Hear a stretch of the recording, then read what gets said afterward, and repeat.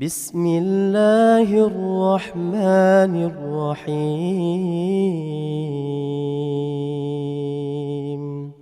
بسم الله الرحمن الرحيم. السلام عليكم ورحمة الله وبركاته.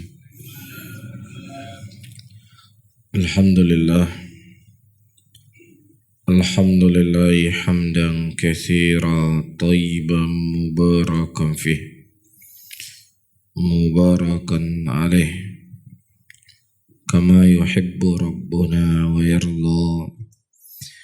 وأصلي وأسلم على نبينا الكريم محمد وعلى آله وأصحابه ومن تبعهم بإحسان إلى يوم الدين.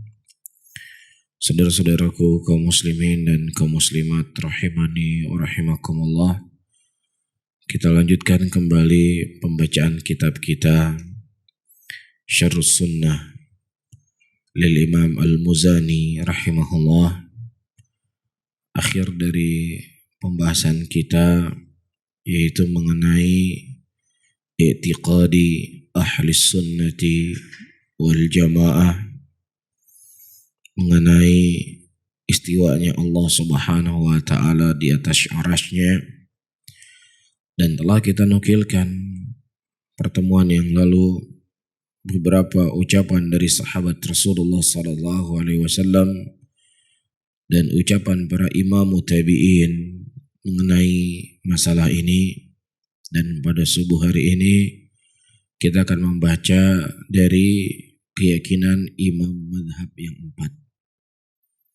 Bagaimana keyakinan Abu Hanifah, Al-Imam Syafi'i, Imam Ahmad dan Imam Malik rahimahullah tentang permasalahan ini. Tapi kita mulai dari ucapan Al-Imam Abu Hanifah rahimahullah. Ucapan beliau ini dinukilkan oleh Al-Imam Ibnul Qayyim rahimahullah dalam kitab Ijtima' Al-Juyush Al-Islamiyah di halaman 139, dan juga dinukilkan oleh Al-Imam Al-Zahabi dalam kitab Al-Ulu di halaman 101, dan juga dinukilkan oleh Al-Imam Ibnu Qudamah juga kitab Ulu beliau di halaman 116, dan juga dinukilkan oleh Ibnu Abil Izz rahimahullah dalam Syarah Aqidah At-Tahawiyah di halaman 301. Kata Abu Hanifah rahimahullah, man qala la a'rifu rabbi fis sama'i aw fil ardi faqad kafar. Wa kadha man qala innahu 'alal arsy wa la adri al arsy afis sama' am fil ardi. Kata beliau rahimahullah, barang siapa yang seseorang berkata, aku tidak tahu Rabbku berada di langit ataukah berada di bumi, maka siapa yang mereka mengetahui saya nggak tahu di mana Allah, maka dia telah kufur. Demikian pula siapa yang mengatakan bahwasanya Allah itu berada di atas arasy, tetapi saya tidak tahu di mana arasy. Arasy itu berada di langitkah ataukah berada di bumi? Jelas ya? Kenapa Al-Imam Abu Hanifah mengucapkan ucapan yang begitu keras dalam permasalahan ini? Karena permasalahan ini telah datang ayat yang sangat banyak di dalam Al-Quranul Karim dengan beraneka ragam bentuk, dengan beraneka ragam surah, dan juga keyakinan seluruh imam dari sahabat Rasulullah sallallahu alaihi wasallam, dan juga imam-imam yang datang setelahnya, dan juga fitrahnya manusia. Tidak bisa diingkari tentang permasalahan ini. 6. Dan juga disebutkan oleh Al-Imam Malik rahimahullah. Ucapan Al-Imam Malik ini dikeluarkan oleh Al-Imam Abu Dawud rahimahullah di dalam masailnya dengan sanad yang sahih. Kata Al-Imam Malik rahimahullah, Allahu fis sama' wa ilmuhu fi kulli makanin la yakhlu minhu syai'un. Allah subhanahu wa ta'ala itu berada di atas langit, dan ilmunya Allah subhanahu wa ta'ala itu berada di setiap tempat. Tidak ada satu tempat pun yang kosong kecuali di situ Allah Subhanahu wa taala mengetahui seluruh apa yang terjadi. 6. Dan juga disebutkan oleh Imam Asy-Syafi'i rahimahullah, sebagaimana yang telah sering kita ulang-ulangi, ucapan al-Imam Asy-Syafi'i rahimahullah di antara seluruh ucapan para ulama yang paling mudah untuk diketahui adalah ucapan al-Imam Asy-Syafi'i. Dikarenakan banyaknya ulama-ulama yang mereka bermadzhab dengan madzhab Syafi'i. Dan banyak pula nukilat-nukilat yang mereka nukilkan dari al-Imam Asy-Syafi'i rahimahullah. Dan ucapan Imam Syafi'i ini disebutkan dalam wasiatul Imam Syafi'i di halaman 53 sampai halaman 54 dan juga di halaman 38 sampai halaman 39. Perhatikan apa kata Imam Syafi'i. Kata beliau rahimahullah, al-qawlu fi sunnati allati ana 'alaiha wa ra'aitu ashabana 'alaiha ahlal hadits alladzina ra'aituhum fa akhadtu 'anhum mithl Sufyan wa Malik wa ghairihima al-iqrar bishahadati an la ilaha illallah wa anna Muhammadar Rasulullah wa anna Allah 'ala 'arsyihi fi samaihi yuqarribu min khalqihi kaifa syaa. Perhatikan apa yang disebutkan oleh al-Imam Asy-Syafi'i. Kata beliau, pendapat ucapan tentang sunnah diinginkan di sini adalah akidah. Ya, karena sebagaimana yang sudah sering kita sampaikan, sunnah ini memiliki ma'ani yang sangat banyak. Di antara makna sunnah adalah akidah. Oleh karena itu kalau untuk membaca kitab Tauhid Ibnu Mandah, ya, untuk membaca kitab Tauhid Ibnu Khuzaimah, maka isi dari pembahasan kitab tersebut adalah pembahasan tentang akidah. Ya. Lain yang difahami oleh kebanyakan mutaakhirin, sunnah itu hanya sebatas apa? Dikerjakan mendapatkan pahala, ditinggalkan tidak berdosa. Ini adalah salah satu dari makna sunnah ketika para ulama mengambil sebuah hukum dalam hukum fikih, dan tidak bisa dijadikan ini adalah sunnah secara keseluruhan, karena ada di antara sunnah Rasulullah yang itu merupakan pokok dari pokok agama yang tidak boleh seseorang meninggalkannya, wajib dia meyakininya.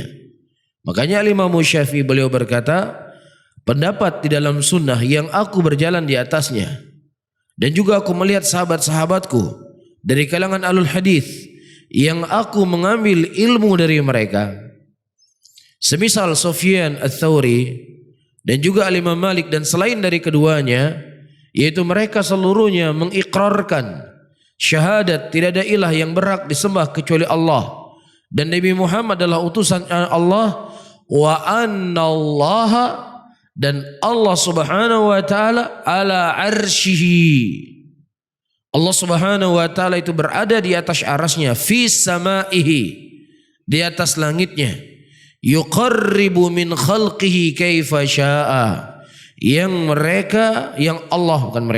Allah Subhanahu wa taala mendekat dengan makhluknya sekehendak Allah Rabbul Alamin. Bagaimananya? Fa'alul lima yurid, Allah melakukan apa yang Allah kehendaki. Makanya para hadirin dan hadirat, orang-orang yang mereka bermadzhab Syafi'iyah ketika menukilkan dalam masalah akidah, hampir tidak pernah mereka menukilkan akidah mereka dari Imam Asy-Syafi'i. Mereka menukilkan akidah mereka dari Subki, Suyuti, atau yang semisalnya. Tidak pernah mereka mengambil akidah dari Imam Asy-Syafi'i. Dan terlebih mereka telah mengatakan dengan tegasnya, kita mengambil fikih Syafi'i, akidah al-Asy'ari dan suluk al-Qadari atau yang semisalnya. Mafhum ya?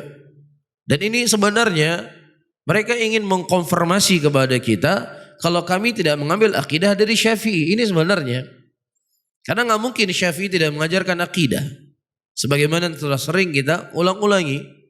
Dan kitab yang sedang kita baca di subuh hari ini, Bapak dan Ibu-ibu yang dimuliakan oleh Allah, adalah Aqidah Al-Muzani, kitab yang ditulis langsung dari murid Al-Imam Asy-Syafi'i.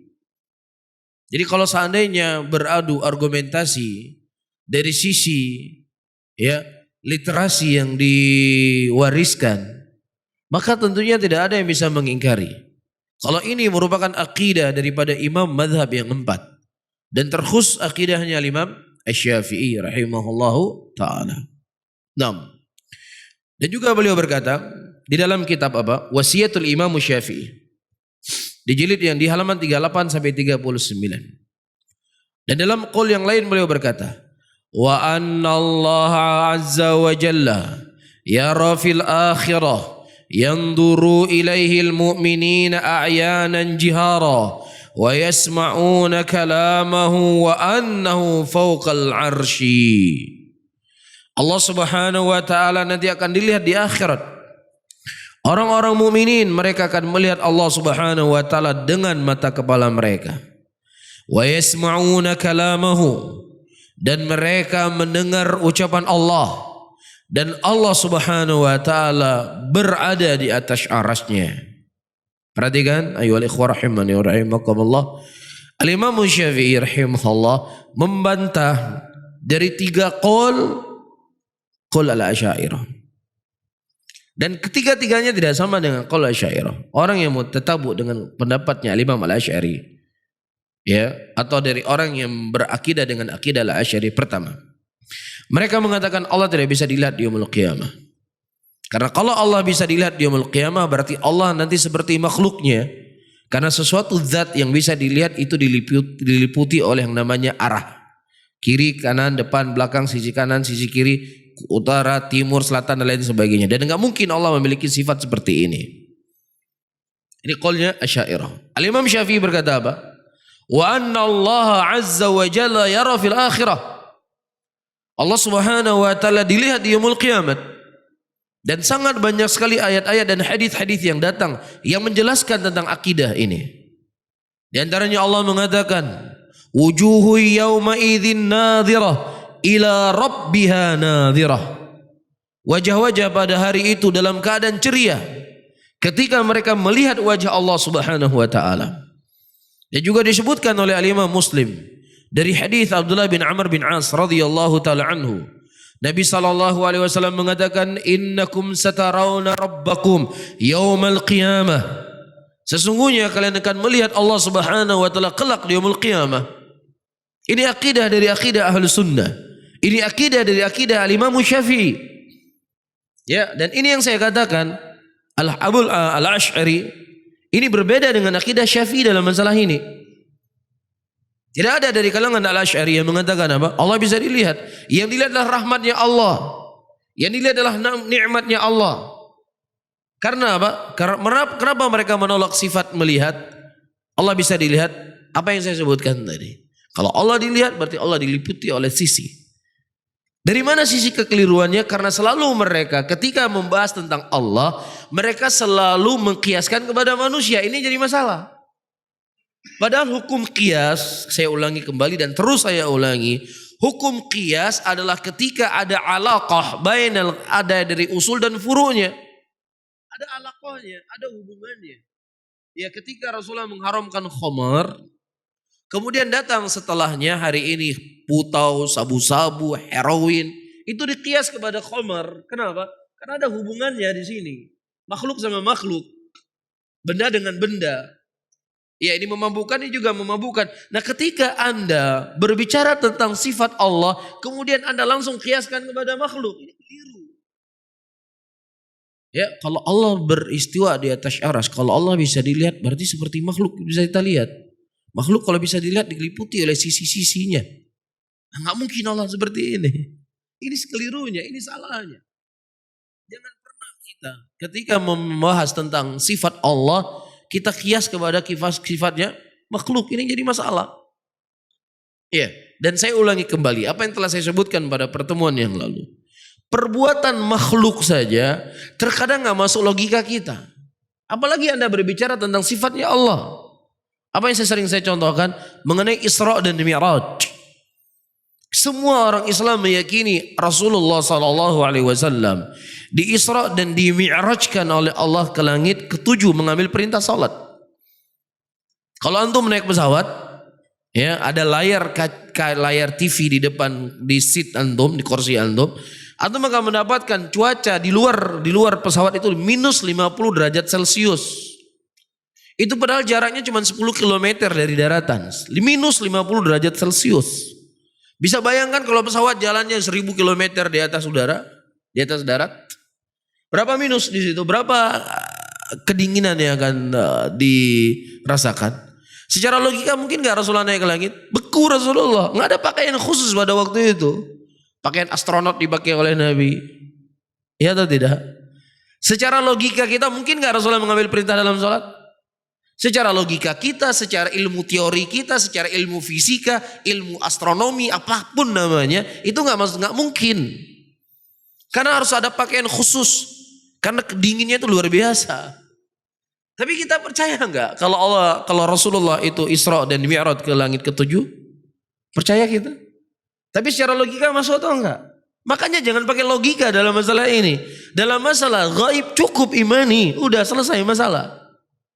Jangan Anda berlogika dengan logika Anda, karena nggak bakal masuk logika kita. Iya, nanti akhirnya kita juga nggak percaya Rasulullah itu di Isra dan dimi'rajkan oleh Allah. Nah kalau Anda percaya, Anda akan menyelisih dari kaidah Anda ketika Anda membahas tentang apa? Sifat Allah. Jadi sifat makhluk saja kadang nggak masuk logika kita, nggak masuk teori ilmu kita. Bagaimana lagi kita mau otak-atik dari sifat-sifat yang Allah khabarkan tentang dirinya? Mafhum ya? Taib. Kemudian ayyuhal rahimani wa rahimakumullah wa yasma'una kalamahu.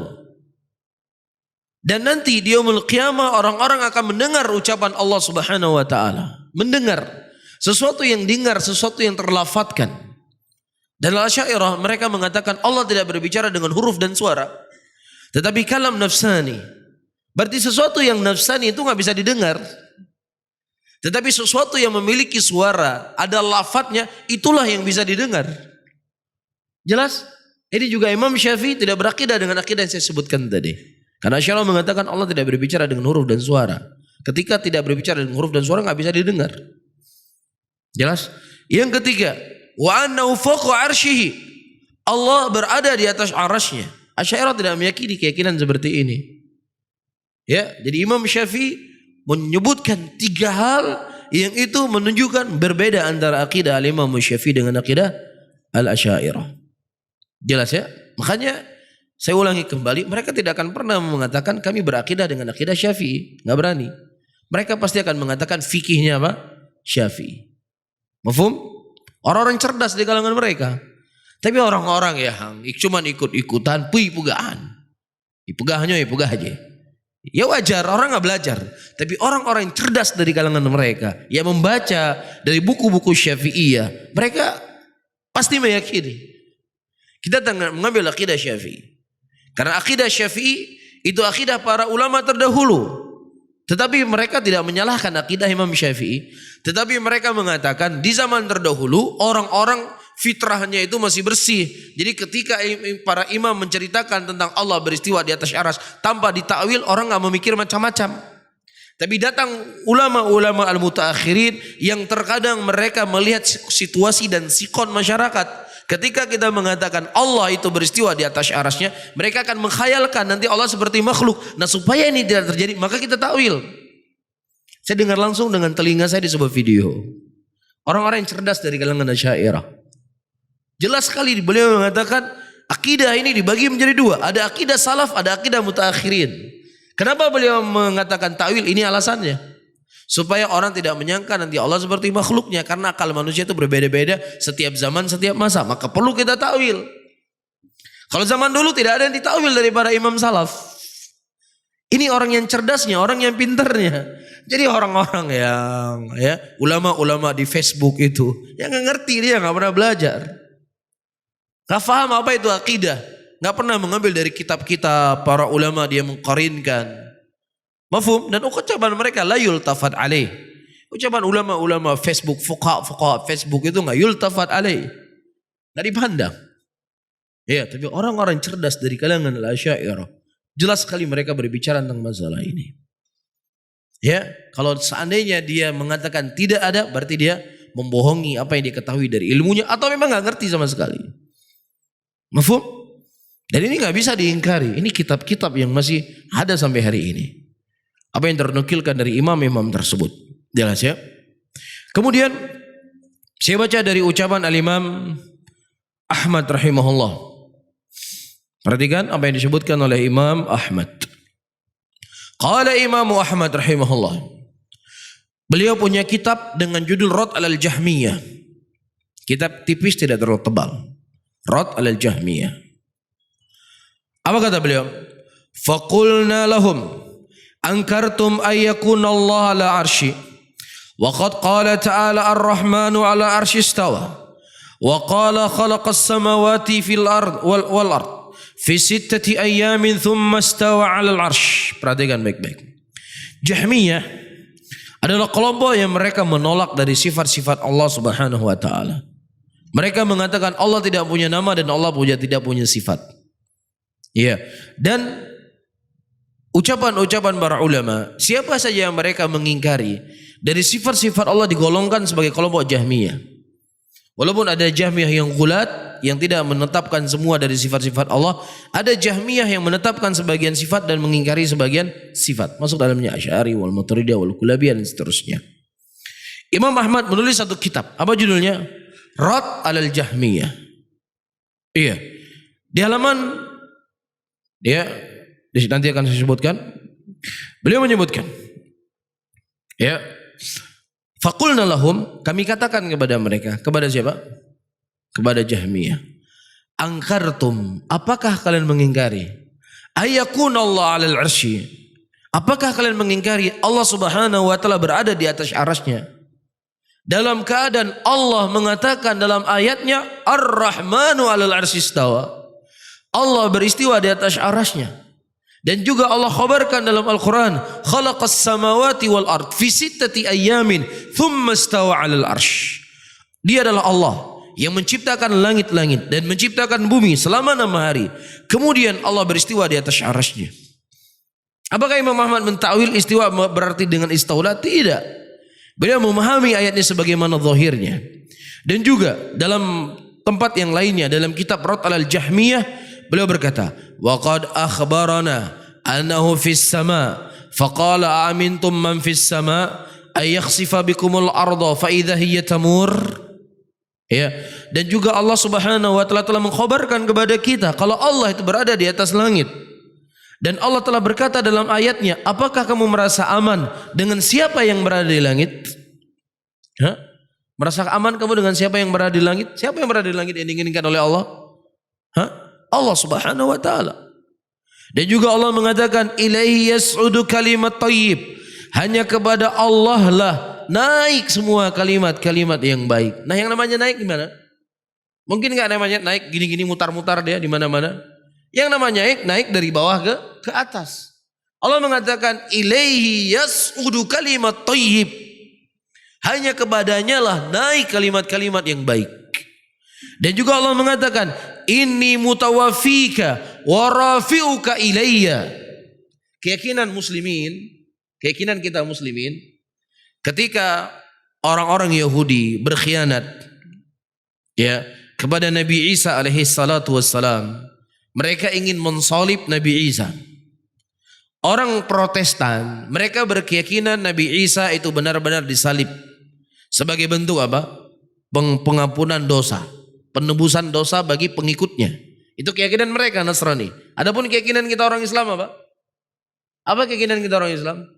Ketika mereka ingin menangkap Nabi Isa alaihissalatu wassalam, yaitu orang-orang Yahudi, Allah Subhanahu wa taala menyerupai seseorang yang mirip dengan Nabi Isa. Allah sebutkan dalam Al-Quran, syubbiha lahum, tetapi diserupai kepada mereka yang mirip dengan Nabi Isa. Apa keyakinan kita? Nabi Isa alaihissalam? Apa keyakinan kita? Dibawa kemana-mana atau kemana? Diangkat. Kemana diangkat? Ke langit. Ke tempat siapa? Ke tempat siapa diangkat Nabi Isa? Ke Allah. Dan keyakinan kita orang Islam, Nabi Isa nanti di akhir zaman akan apa? akan turun. Turun tuh dari mana ke mana, Mas? Hah? Mungkin nggak turun dari mana ke mana, kemana-mana? Nggak mungkin nggak. Yang namanya turun dari atas ke bawah, itu turun namanya. Dan Allah sebutkan tentang Nabi Isa, inni mutawafika wa rafi'uka ilayya. Sesungguhnya kami wafatkan engkau wahai Isa dan kami angkat engkau kepada kami. Bisa difahami? Nah, ya, ini akidah yang begitu jelas. Apa yang mau dibantah? Ya, apa yang mau dibantah? Ini keyakinan yang begitu jelas dan gamblang. Dan juga Allah mengatakan bal rafa'ahullahu ilaih. Bahkan Allah lah yang mengangkat Isa alaihissalam kepadanya. Ya, dan juga Allah mengatakan wa yakhafuna rabbahum min fawqihim. Imam Ahmad berkata, bagaimana kamu menolak tentang Allah berada di atas langit dalam keadaan Allah berkata yakhafuna rabbahum, mereka takut kepada Rabb mereka dalam keadaan Allah Subhanahu wa taala berada di atasnya. Dan juga Allah mengatakan wawal qahiru fawqa ibadih. Allah itu qahir, Allah itu maha kuasa, fawqa ibadih, yang Allah itu berada di atas hamba-hambanya. Dan juga Allah mengatakan wahwal aliyul azim, Allah Subhanahu wa taala itu maha tinggi dan maha agung. Fahadha khabarullah akhbarana annahu fis sama wa wajadna kulla syai'in asfal minhum madhmuman yaqulullahu jalla thana'uhu innal munafiqina fi darki asfali minan nar. Dan ini merupakan khabar-khabar yang datang dari Allah, dan Allah Subhanahu wa taala mengkhabarkan kepada kita Allah berada di atas langit. Perhatikan baik-baik kata Imam Ahmad. Wa wajadna, dan kami mendapatkan kulla syai'in asfal, segala sesuatu yang itu bentuknya di bawah, itu semua letaknya apa? Madhmum. Ada nggak orang makan pakai kaki? Nah, coba Pak Joko. Nggak ada. Orang makan pakai apa? Pakai tangan. Ketika ada orang menyerahkan, nah coknya, di balik uang kita pakai kaki dikasih. Sopan nggak ini? Hah? Pasti kita kasih pakai tangan. Kan begitu. Makanya kata Imam Ahmad, kami mendapatkan segala sesuatu yang itu bentuknya di bawah, maka itu merupakan sesuatu yang tercela. Tetapi sesuatu yang tinggi itu merupakan sesuatu yang mulia. Kan begitu? Hah? Kalau ada orang pegang kaki kita, senang nggak kita? Tapi kalau ada orang pegang kepala kita, oh behmaman, mau lelong. Semakin tinggi sesuatu yang ada kita miliki, semakin mulia. Semakin rendah apa yang ada kita, semakin apa? Semakin tercela. Mungkin tercela dibandingkan dengan di atas. Kan begitu? Dan Imam Ahmad menukilkan firman Allah. Ini bukan ucapan saya, ucapan Imam Ahmad. Beliau mengatakan innal munafiqina fi darki asfali minan nar. Sesungguhnya orang-orang munafik itu berada di kerak api neraka. Semakin dia di bawah semakin tercela. Iya, keyakinan kita nerakanya Allah ada di mana? Di mana nerakanya Allah? Di bawah tanah sana. Surganya Allah di mana? Di mana surganya Allah? Di atas langit, surganya Allah. Iya. Lah kamu sekarang pengen masuk surga enggak? Oh, ayo kuramang surga lu, watih kena surga. Lu pengen yang di mana-mana. Ya, akhi. Ini fitrah. Makanya saya sebutkan ini fitrah. Ya, terkadang seseorang itu suka mengingkari apa yang menjadi fitrahnya.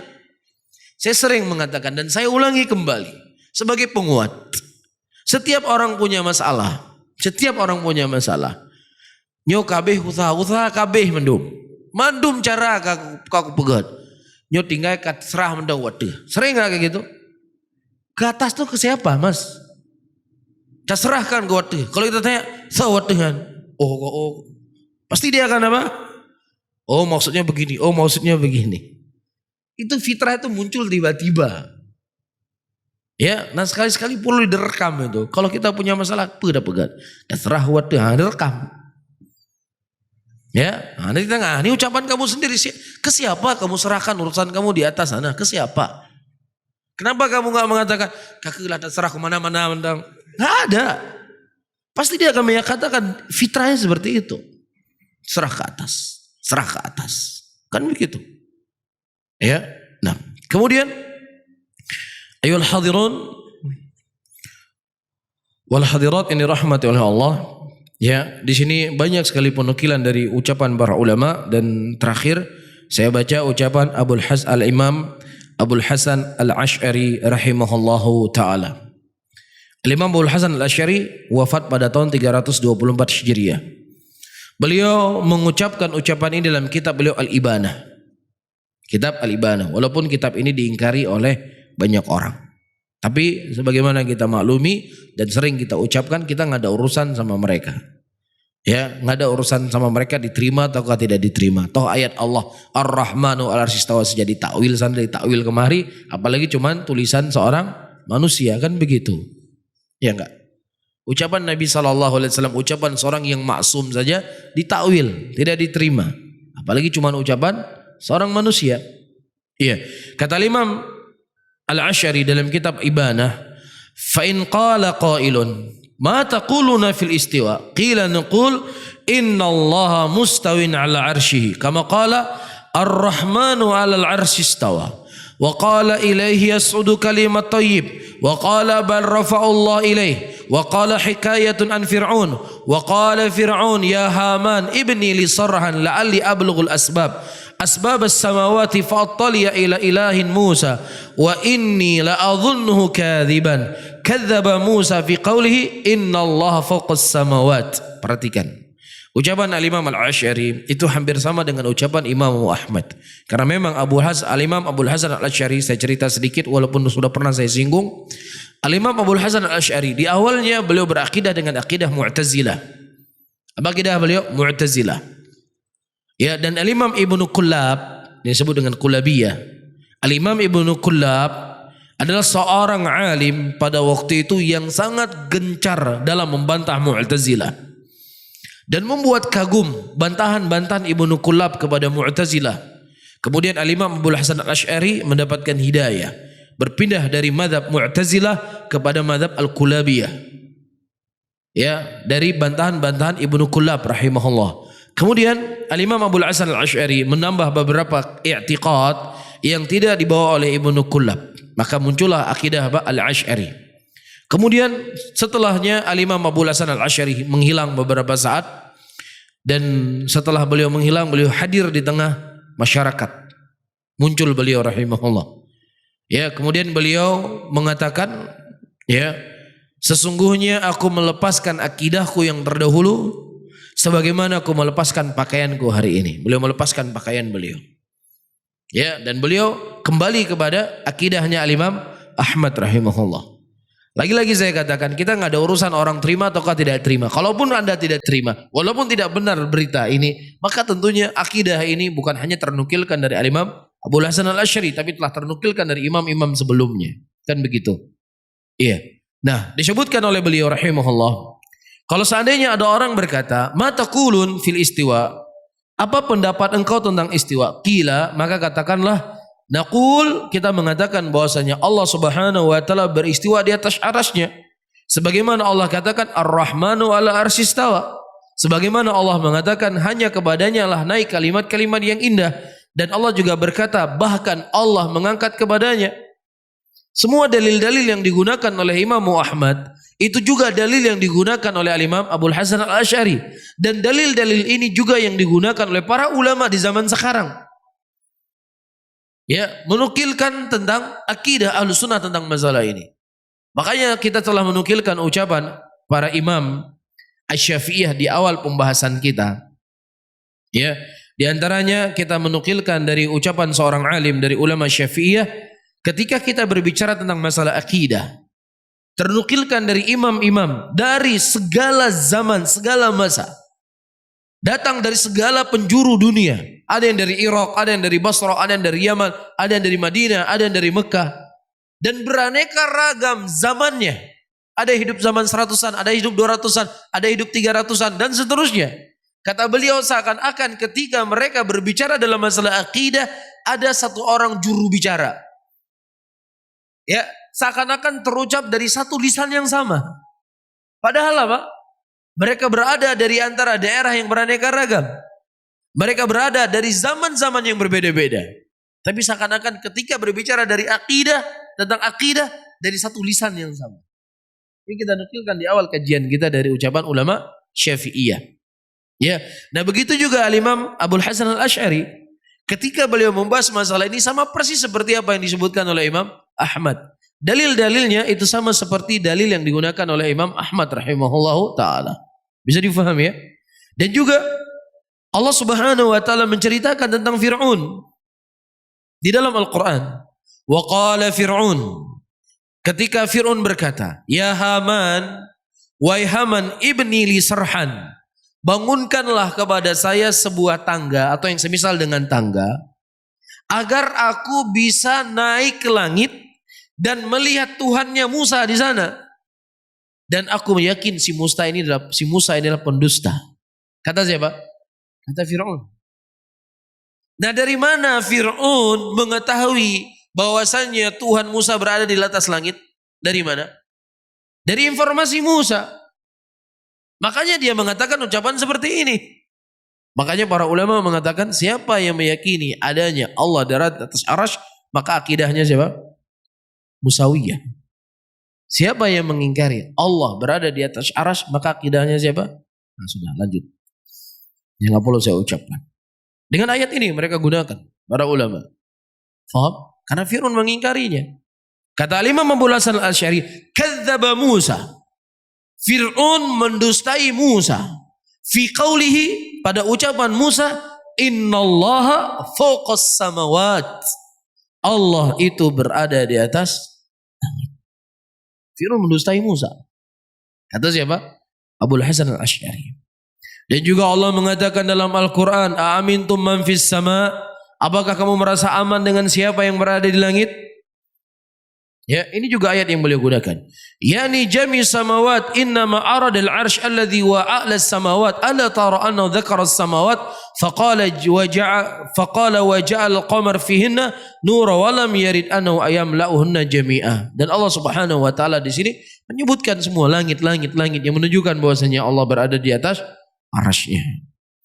Taib, dan juga ayyuhal ikhwah rahimani wa rahimakumullah, disebutkan oleh Al-Imam Abul Hasan Al-Asy'ari di dalam pendapat beliau yang lainnya atau dalam kitab yang lainnya, qala fi maudin akhar wa ra'ayna al-muslimina jami'an yarfa'una aydiyahum idza du'unahu as-sama' li'anna Allah mustawin 'ala al-'arsy alladhi wafaqa as-samawat falawla anna Allah 'ala al-'arsy lam yarfa'u aydiyahum nahu al-'arsy wa qad qala qailun min al-mu'tazilah wal jahmiyah wal hururiyah inna ma'na istawa istawla wa malik wal qahr wa annahu ta'ala fi kulli makan wa jahadu ay yakuna 'ala 'arsy kama qala ahlul haqq wa dhahabu fil istiwa ila qudrah falau kana kama qalu kana la farqun bainal 'arsy wa bainal ard as-sabiyah li'annahu qadirun 'ala kulli syai'in wal ardu syai'un fallahu qadirun 'alaiha wa 'alal hashush wa kadza law kana mustawiyan 'alal 'arsy bimana istila la jaza ay yuqal huwa mustawin 'alal asya' kulluha wa lam yajuz inda ahadin minal muslimin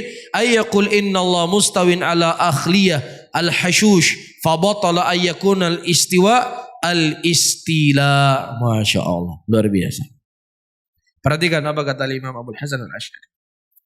Dan kami melihat muslimin seluruhnya mereka mengangkat tangan-tangan mereka ketika mereka berdoa. Ke arah mana? Ke arah langit. Gak ada muslimin berdoa seperti ini. Gak ada. Putar-putar dia seperti ini. Gak ada. Kata Imam Abul Hasan Al-Asy'ari, mereka berdoa mengangkat tangannya ke langit.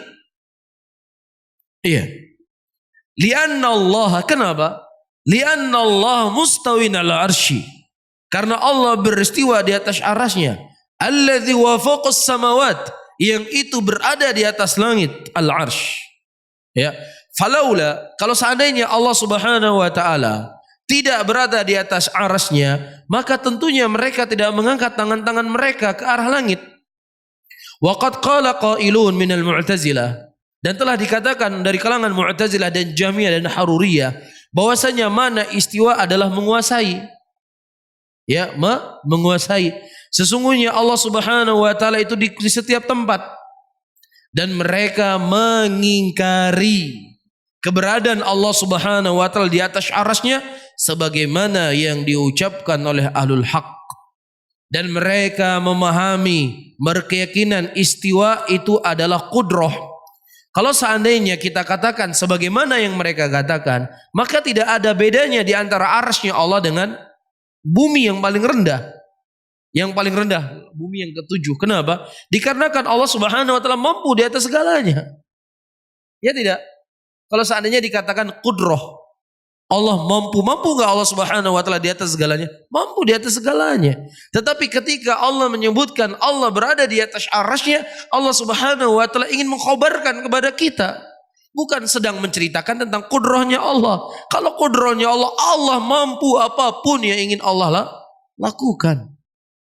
Bisa difahami ya? Ini yang disebutkan oleh Imam Abul Hasan Al-Asy'ari rahimahullah. Ya, nah kalau seandainya difahami itu artinya juga qudrah, maka kita akan mengatakan Allah itu berada di setiap tempat. Ya, bisa saja Allah berada di dalam tanah yang ketujuh sana. Ya, maka tentunya ini adalah makna yang keliru kata beliau rahimahullahu taala. Mafhum ya? Nah, wallahu taala alam bissawab. Dan juga ternukilkan dari beliau dalam ucapan yang lainnya tentang akidah ini. Sehingga wallahu a'lam bishawab ayyuhal ikhwah, tidak ada keraguan sama sekali apa yang telah ternukilkan dari para imam-imam kita tentang masalah akidah ini. Ya, dan sebagaimana yang telah kita sampaikan, kita tidak ada urusan dengan fulan dan alan. Ya, karena pertanggungjawaban kita hanya kepada Allah Subhanahu wa taala. Adapun orang-orang yang meyakini akidah seperti ini adalah akidah yang menyesatkan dan lain sebagainya, ini bukan sesuatu yang baru. Para imam terdahulu sudah dilakopi sebagai musyabbihin. Para imam terdahulu sudah dilakopi sebagai hasyawiyah. Dikarenakan akidah mereka ini. Bukan hanya sekadar diucapkan dengan ucapan yang jelek, dituduh dengan tuduhan yang sesat. Sekali berimam Ahmad di penjara. Siapa yang memenjaraikan Imam Ahmad? Apakah orang kafir? Apakah musyrikin? Tidak, yang memenjara Imam Ahmad ulama yang zuhud. Siapa itu? Ibnu Abi Duat. Zahid, zuhud, ulama besar di zaman itu. Siapa namanya? Ibnu Abi Duat. Saking hebatnya Ibnu Abi Duat dijadikan dia sebagai apa? Sebagai ulama penasihat pemerintah pada waktu itu. Jadi bukan sesuatu yang aneh. Bukan sesuatu yang baru terjadi hari ini. Ini sudah terjadi dari zaman terdahulu. Jadi penjara Imam Ahmad, disiksa. Ya, sampai-sampai sebagaimana telah kita sebutkan, cambuk yang digunakan menyiksa Imam Ahmad. Kalau seandainya cambuk itu dipukul gajah, tersungkur gajah tersebut. Kerasnya, kuatnya, ya cambukan yang dicambuk Imam Ahmad. Apa alasannya? Karena Imam Ahmad berkeyakinan dengan keyakinan ahlu sunnah wal jamaah. Mafhum ya? Nah, wallahu a'lam bishawab. Insyaallah pada pertemuan yang akan datang kita masuk bab yang baru dari kitab kita Aqidah Al-Imam Al-Muzani rahimahullahu taala. Tapi saya akhiri karena waktu kita sudah habis. Allahumma salli ala Muhammadin wa ala alihi wa ashabihi wa man tabi'ahum bi ihsanin ila yaumiddin. Assalamualaikum warahmatullahi wabarakatuh.